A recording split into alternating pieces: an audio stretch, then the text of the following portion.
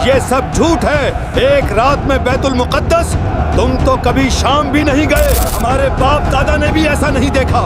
تم کیسے دیکھ سکتے ہو اور جا سکتے ہو؟ تمہارا یہ دعوے جھوٹ ہے اور جادو ہے۔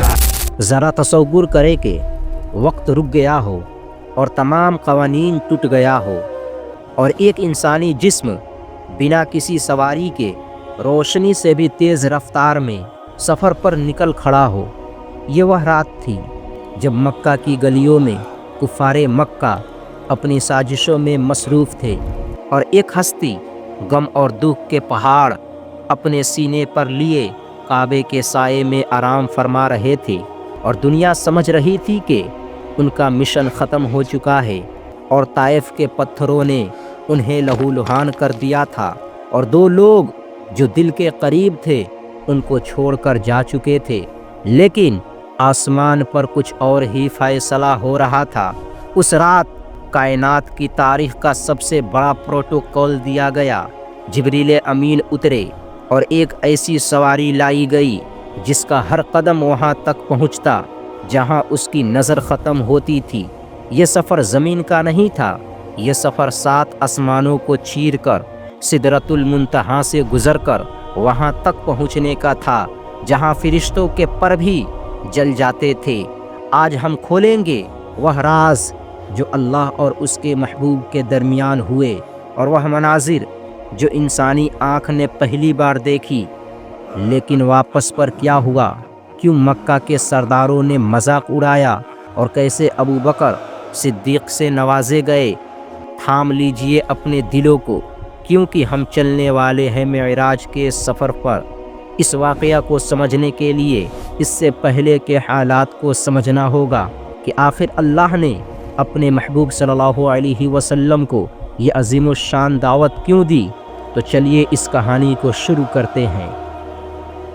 یہ نبوت کا 10واں یا 11واں سال تھا، اور یہ سیرت کی کتابوں میں اسے عام الحزن یعنی غم کا سال کہا جاتا ہے، اور نبی صلی اللہ علیہ وسلم کے 2 سب سے بڑے سہارے دنیا سے رخصت ہو چکے تھے۔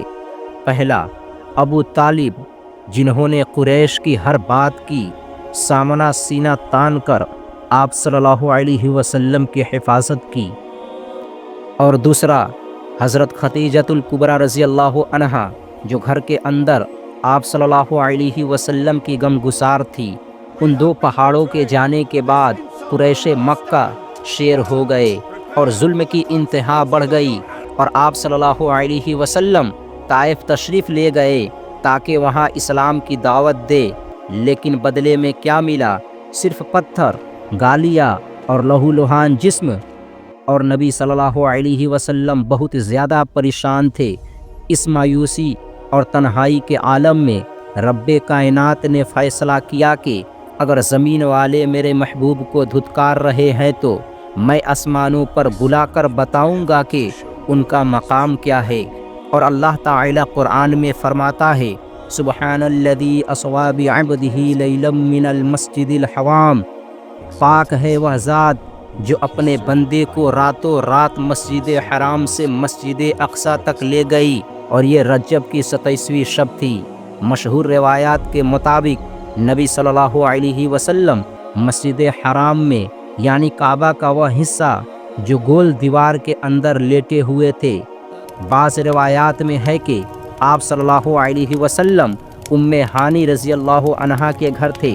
صحیح بخاری حدیث نمبر 3207 میں ہے کہ حضرت ابو ذر غفاری رضی اللہ عنہ سے روایت ہے کہ رسول اللہ صلی اللہ علیہ وسلم نے فرمایا کہ میں مکہ میں تھا کہ میرے گھر کی چھت پھٹی اور جبریل علیہ السلام نازل ہوئے۔ انہوں نے میرا سینہ چاک کیا، پھر اسے زمزم کے پانی سے دھویا، پھر ایک سونے کا تشت لایا گیا جو حکمت اور ایمان سے بھرا ہوا تھا، اسے میرے سینے میں ڈالا گیا اور پھر سینہ بند کر دیا گیا۔ یہ ایک روحانی آپریشن تھا تاکہ آپ صلی اللہ علیہ وسلم کا دل اس عظیم سفر کے بوجھ اور مشاہدات کو برداشت کرنے کے لیے تیار ہو سکے۔ اور اس کے بعد حضرت جبرائیل علیہ السلام نے ایک سواری پیش کی۔ یہ کوئی عام گھوڑا نہیں تھا۔ صحیح مسلم حدیث نمبر 162 میں حضرت انس بن مالک رضی اللہ عنہ سے روایت ہے کہ رسول اللہ صلی اللہ علیہ وسلم نے فرمایا، میرے پاس براق لایا گیا اور وہ ایک سفید رنگ کا لمبا جانور تھا، گدھے سے بڑا اور خچر سے چھوٹا، اور وہ اپنا قدم وہاں رکھتا تھا جہاں اس کی نظر جاتی تھی۔ اور حضرت جبرائیل علیہ السلام نے کہا، اے محمد صلی اللہ علیہ وسلم سوار ہو جائیے۔ جب آپ صلی اللہ علیہ وسلم سوار ہونے لگے تو براق خوشی سے اچھلا۔ تبھی حضرت جبرائیل علیہ السلام نے اسے ڈانٹا، اے براق، کیا تجھے خبر نہیں کہ آج تیری پشت پر کون سوار ہے؟ اللہ کی قسم، تجھ پر آج تک ان سے زیادہ معزز ہستی سوار نہیں ہوئی ہے۔ یہ سن کر براق شرم سے پانی پانی ہو گیا اور پھر سفر شروع ہوا، اور اسے اسرا یعنی رات کا زمینی سفر کہتے ہیں۔ اور راستے میں آپ صلی اللہ علیہ وسلم نے کئی مقامات دیکھے، اور نسائی کی روایت ہے کہ حدیث نمبر 450 کے مطابق حضرت جبرائیل علیہ السلام نے آپ صلی اللہ علیہ وسلم کو راستے میں اترنے اور نفل پڑھنے کا کہا۔ پہلا، آپ صلی اللہ علیہ وسلم نے مدینہ میں نماز پڑھی جہاں آپ کو ہجرت ہونی تھی۔ دوسرا، آپ صلی اللہ علیہ وسلم نے کوہ طور پر نماز پڑھی جہاں موسیٰ علیہ السلام نے ہم کلام ہوئے۔ تیسرا، آپ صلی اللہ علیہ وسلم نے بیت الحم میں نماز پڑھی جہاں عیسیٰ علیہ السلام کی ولادت ہوئی تھی۔ اور راستے میں آپ صلی اللہ علیہ وسلم نے کچھ عجیب مناظر بھی دیکھے، جو بعض روایات میں ہے کہ آپ صلی اللہ علیہ وسلم نے ایک ایسی قوم کو دیکھی جو ایک ہی دن میں فصل ہوتی تھی اور کاٹ بھی لیا جاتا تھا۔ یہ اللہ کی راہ میں جہاد کرنے والے مجاہدین تھے۔ اور ایسے لوگ دیکھے جن کے سر پتھروں سے کچلے جا رہے تھے اور پھر ٹھیک ہو جاتے اور پھر کچلے جاتے۔ یہ وہ لوگ تھے جن کے اوپر نماز فرض تھی لیکن وہ نماز نہیں پڑھتے تھے اور وہ سوئے رہتے تھے۔ اور آپ صلی اللہ علیہ وسلم نے فرمایا کہ میں کچھ لوگوں کو دیکھا جو آگ کھا رہے تھے، اور یہ وہ لوگ تھے جو یتیموں کا مال دنیا میں خوب کھایا تھا ان سے لوٹ کر۔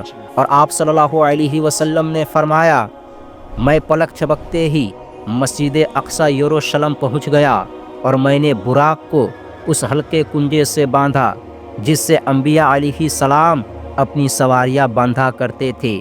صحیح مسلم حدیث نمبر 172 میں آپ صلی اللہ علیہ وسلم فرماتے ہیں، میں مسجد میں داخل ہوا اور 2 رکعت نماز ادا کی۔ یہ وہ لمحہ تھا جب تاریخ انسانی کا سب سے بڑا اجتماع ہوا۔ حضرت آدم علیہ السلام سے لے کر حضرت عیسیٰ علیہ السلام تک تمام 1,24,000 یا کم و بیش انبیاء کرام مسجد اقصی میں موجود تھے اور انتظار کر رہے تھے کہ امام الانبیاء تشریف لائے۔ حضرت جبرائیل علیہ السلام نے آپ صلی اللہ علیہ وسلم کو آگے بڑھایا، اور آپ صلی اللہ علیہ وسلم نے تمام انبیاء کی امامت فرمائی۔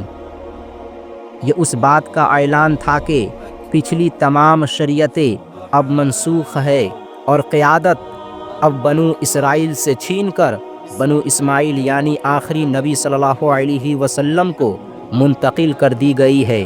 اور آپ صلی اللہ علیہ وسلم صرف مسلمانوں کے نبی نہیں بلکہ تمام انبیاء کے سردار ہیں۔ اور نماز کے بعد آپ صلی اللہ علیہ وسلم کو پیاس محسوس ہوئی۔ حضرت جبرائیل علیہ السلام 2 پیالے لائے۔ پہلا پیالہ میں شراب تھا اور دوسرے پیالے میں دودھ تھا، اور آپ صلی اللہ علیہ وسلم نے دودھ کا پیالہ چن لیا۔ حضرت جبرائیل علیہ السلام نے کہا، آپ نے فطرت کو پا لیا۔ اگر آپ شراب چن لیتے تو آپ کی امت گمراہ ہو جاتی۔ ذرا سوچئے، جب کوئی بادشاہ کسی دوسرے ملک جاتا ہے تو اس کا استقبال کیسے ہوتا ہے، لیکن اس رات کائنات کے بادشاہ نے اپنے محبوب کو بلایا تھا اور زمین کا سفر ختم ہو چکا تھا۔ اب باری تھی اس بارڈر کو کراس کرنے کی جہاں آکسیجن ختم ہو جاتی ہے، اور پھر مسجد اقصی سے ایک نور کی سیڑھی اتری اور پھر وہ سفر شروع ہوا جسے معراج بلندی کہتے ہیں۔ کیا آپ جانتے ہیں کہ آسمان کھلا میدان نہیں ہے، یہ ایک قلعہ ہے جو مضبوط دروازوں والا قلعہ ہے۔ جب جبرائیل علیہ السلام نے پہلے آسمان پر دستک دی تو اندر سے آواز آئی، کون ہے؟ جبرائیل علیہ السلام نے کہا، میں جبرائیل ہوں۔ پھر سوال ہوا، ساتھ کون ہے؟ جواب ملا، محمد صلی اللہ علیہ وسلم ہے۔ پھر وہ سوال ہوا جو بتاتا ہے کہ یہ کوئی عام وزٹ نہیں تھا۔ جو قیدان فرشتے نے پوچھا تھا، کیا انہیں بلایا گیا ہے؟ حضرت جبرائیل علیہ السلام نے کہا، ہاں انہیں بلایا گیا ہے۔ اور پھر آسمان کا دروازہ کھل گیا۔ آئیے دیکھتے ہیں اس دروازے کے اس پار کیا تھا۔ جیسے ہی پہلا آسمان کھلا، نبی صلی اللہ علیہ وسلم فرماتے ہیں کہ میں نے ایک بہت عظیم ہستی کو دیکھا۔ ان کے دائیں طرف کچھ لوگوں کی روحیں تھیں جنہیں دیکھ کر وہ مسکراتے، اور بائیں طرف کچھ روحیں تھیں جنہیں دیکھ کر وہ رو پڑتے۔ حضرت جبرائیل علیہ السلام نے بتایا، یہ آپ کے والد آدم علیہ السلام ہیں۔